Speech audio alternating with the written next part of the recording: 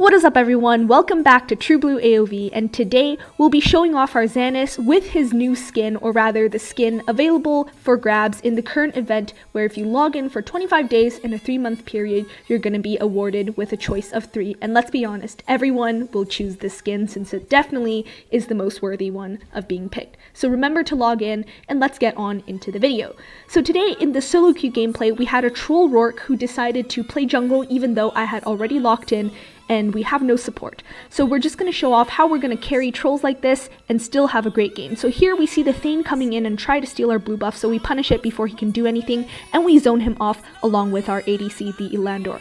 Our small buff here got dragged out, but that's okay. We're just going to wait for it to reset and we're going to clear it as fast as possible. Here you can see me getting tilted and pinging the Rourke to stop stealing my jungle, but he steals it anyways and clears out our entire red side jungle, which is very unfortunate because Zanis is an early dependent hero who will hyper carry in the late game. So what I mean by this is Zanis in the early game needs to get those assists, needs to get those ganks and kills in order to stack his passive where you get permanent AD damage for every kill or assist you get. So we are very dependent on the early game, and falling behind like this is definitely not ideal, but there's nothing we can do now.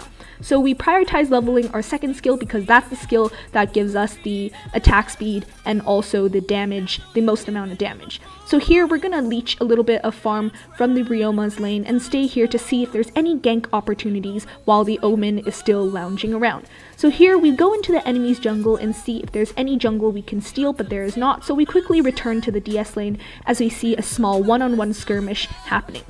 Here we use our S1, auto attack, then immediately use our S2 and execute the Omen perfectly along with our DS laner, the Ryoma. That was a good play. You want to keep your eyes out for any quick kills like this, any favorable 2-on-1 situations where you can help your DS laner or any other laner or any other character in game to get those kills and get those assists. So here we're going to be clearing the Spirit Sentinel for some quick early game gold, and we see a fight and skirmish breaking out in our blue side jungle, but there's nothing we can do right now as we're too far away and we don't have our ultimate. So now we have our ultimate, we're going to make our way over as quickly as possible, and on the minimap we see the Kafni, the enemy ADC, still in our jungle, way too overextended and alone, so we're just going to easily jump onto her with our ultimate, use our S2, and then just kill her with auto attacks, just like that, simple. Zanis is amazing for taking out single targets who are very squishy, as that true damage and the CC and the auto attack speed just easily kills them, right? And the lifesteal makes sure you don't die too quick either, so he's amazing for solo killing like that, and we want to prioritize and we want to focus on that strong solo kill, solo execution ability he has. So now we're going to focus and queue up our boots after we got our second tier jungle item, and we're just going to leech some farm from the Crixie, our mid laner, before rotating back down to the Omen, who is slightly overextended because he is brawling for too long with the Ryoma. Here we go in with our S1, use our ultimate, S2, and then instantly execute him just like that. So much damage already. And we're just going to take this small vision bird and get some extra gold there. We ping for retreat. We want the Rourke to go away and not steal any more of our jungle and our farm because the early game is extremely important for Zanis, and we want to get to the late game as quickly as possible, get as snowballed and farmed as possible because he is dependent on that damage. Here we see the enemies bunching up and we just head down to protect our tower from being destroyed by the enemies. Here we want to attack Thane, but he is out of range, which is okay, so we back up a little bit, wait for our teammates to come. Now we rush in with our ultimate onto the Thane because he's the one who's most overextended and the true damage should be able to hurt him a bit. Here the Enzo is attacking. I lag a little bit, I get snagged. Unfortunately we do die here because we went in a little bit too deep and we were unprepared, but that's okay. The Enzo does fall to our ADC, and I think that was a favorable trade regardless because we got a nice little assist and we got a pretty good gank and a pretty good gameplay from that team fight that broke out. So it was still favorable even though we died. So I told the Rourke to stop stealing my jungle, but obviously he doesn't listen. Now we're just going to make our way over to the blue buff and clear that jungle as fast as possible, get our jungle and get our double buff up as soon as possible. In the jungle with Zanis, feel free to use your ultimate as it's on a relatively short cooldown and it gives you quick attack speed and a lot of damage, extra true damage, so you can clear the jungle much faster. I pinged for rally and I wanted to go for the abyssal there, but I decided not to as the Rourke is starting to steal my red buff again, and I told him to retreat, so I rush in as quickly as possible using my S1, then S2, and I take the red buff from him, and then we also take this small camp too. Good. So now we're going to start rotating again and start roaming to see any opportunities we have. We take the small bird, and we also go onto the Spirit Sentinel to get some extra gold. With Zanis, the combo you want to use in a fight is go in with your S1, ultimate onto them, auto attack once. Oh, actually, go in with your S1, ultimate, then first S2, then auto attack, because this way you get all the increased damage and also the increased attack speed, which helps you chain everything together really nicely. Right back there, we also jumped onto the Ignis, who overextended and decided to face check the bush. And if you're a mage and you're not sure where the enemies are, don't face check bushes because it's very dangerous. Just back off and wait for your support to come. With Zanis, you need to know the limits, you need to know what you can do and what you can pull off with your abilities, and you need to know when you can disengage with your S1, because your S1 works a little bit like a Purify. You know, it gives you an enhanced auto attack, it gives you speed, it also gives you immunity to CC and crowd control effects. So you need to know that it's your engage and also your disengage tool, as Zanis has no hard mobility abilities such as dashes or jumps, right? So you want to keep that in mind. This is why I use Devil's Awakening on Zanis, because I find Devil's Awakening allows you to have that S1 up in battle when you need it to further engage and chase the enemies or to run away. Here with our Ryoma, we decide to clear the lane because we see the Thane is slowly pushing up our abyssal lane, which we don't want that, so we're going to clear this blue buff. Our Ryoma helps us a little bit, and then we get it cleared. We get our blue buff, and we get our mana and also our cooldown reduction up. So here we're going to go into our red side jungle and clear the red side buff as quickly as we can before we start rotating and joining in on the team fight. So we tell the people to clear the minions in the abyssal lane because the Thane is solo pushing that and we don't want our tower to fall. Here we see the Enzo. We really shouldn't have gone in there, since if he hooked us we might have been dead. We decide to hang out here a little bit. I think it's a little bit of misplay on our part, but we do chunk the Enzo down a little bit and force him to retreat, which is, I guess, a good thing. So here we're just going to start roaming and start rotating once more, and we see the Spirit Sentinel come up and we decide to take it for quick gold really quick. As any jungler, you want to be very wary of what is available on the map, and even if there are no ganks, no abilities to do any solo kills or any ganks with your team, you want to be always wary of what is available. Look for opportunities like neutral gold and also low towers that you can take, right? You want to always be wary of what you can do as the jungler, since that is your job, to be there for your team and to be there for all the different opportunities that presents itself, since you're always moving, you're always doing your thing, you're always doing something and never stagnant. So here we're going to level our S2 and take the small vision bird along with our Ryoma, and we see the Enzo here and we decide to scare him a little bit, you know, just annoy him and just kind of put a little bit of pressure on him, but we don't actually do much. Here we see the Rourke once again stealing our jungle, which is very annoying because it's pretty obvious at this point in the game that it is me and the Ryoma who is carrying together. Here we see a skirmish breaking out where Orlando is having a little bit of trouble easily jump onto that Ignis with our S1, ult, second ability, auto attack combo, just chunked him down, right down to 0 before he can even do anything. Here we go to the red buff to quickly clear it as fast as possible, and we take it. We should have stayed in the fight with our Ryoma there, but we're going to rejoin him soon anyways. We see the enemy team coming, and we see that we have an Omen and also the Ignis. We also have the Caphne on our hand. We instantly jump onto that Ignis, and then the Ryoma finishes her off. We are chained by the Omen's ultimate, which unfortunately doesn't allow us to chase down and kill the Caphne, but that's okay. It is still a good exchange since we still get a stack onto our passive and we managed to take out an enemy. So that was a very good play on our part and also the Darkslayer laner, the Ryoma's part. So here I signal for attack as all the enemies are super low and away, so we can instantly clear this tower.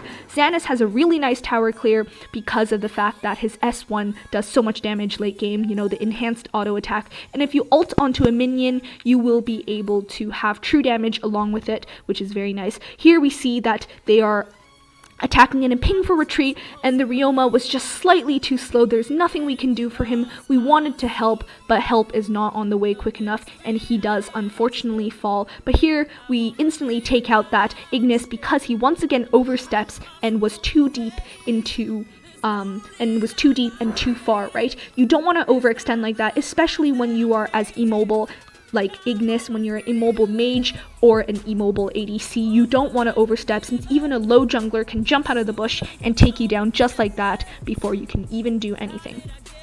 So here we're just going to rotate down to our blue buff once again to get our mana up, since Zanis is dependent on his mana and we don't want to be low where we can't do anything in a fight. Here we are already starting to snowball very hard. 6, 1, and 4. We already have our Omni Arms. We're just going to do so much damage with that S1 and also the ultimates, enhanced auto attacks with the true damage now. It's going to be great. We're going to start chunking people down even easier. So we're just going to solo kill the Abyssal Dragon, get the gold for the team, and continue on. We're going to take the Vision Bird so we can have, vision on the enemies, make sure we know what's going on. But we stop because we see the enemies. Here we jump onto the Thane because there is no one else to jump onto, and we managed to kill the Thane. Very nice. Unfortunately, we do get hooked by that Enzo, and then we do get ulted by the Omen, which causes us to fall. We should have been a little bit more mindful, but I didn't really expect all the enemies to be there. But there's nothing we can do now. We're going to learn from our mistakes, make sure we don't overstep like that again.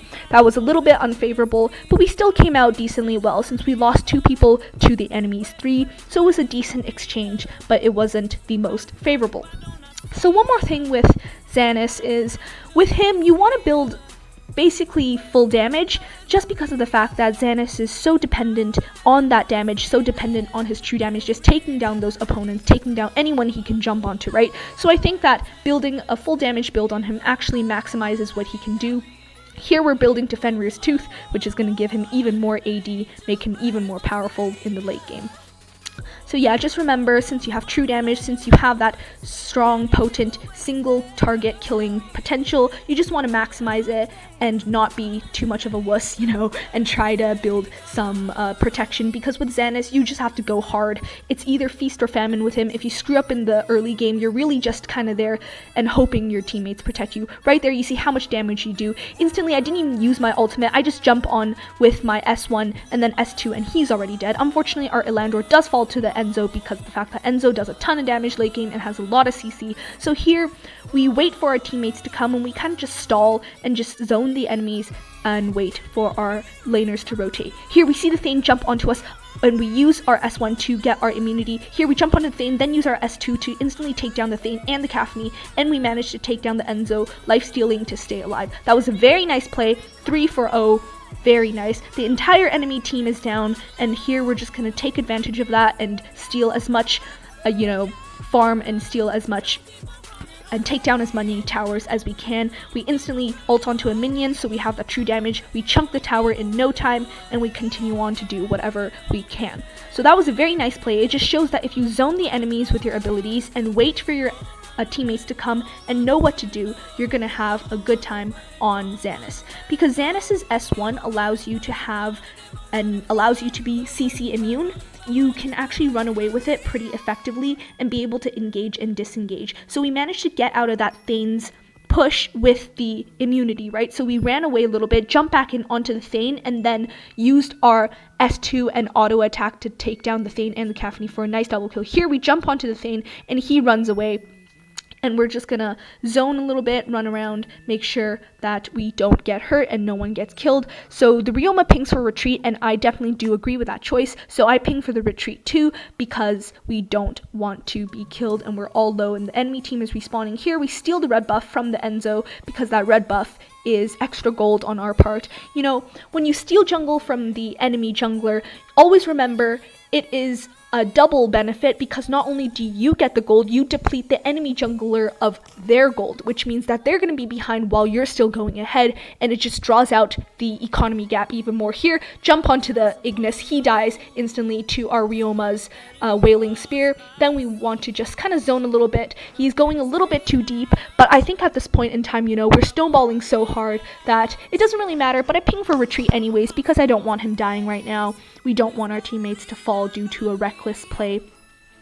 So here we see the small camp is up, so we're just gonna never mind, we don't. Oh, yes, we do. So we go and back and steal the small camp because why not? More gold for us, less gold for the enemies. It doesn't really matter now, but we're just kind of stalling for time and we're just lounging around and making sure we're doing everything we can.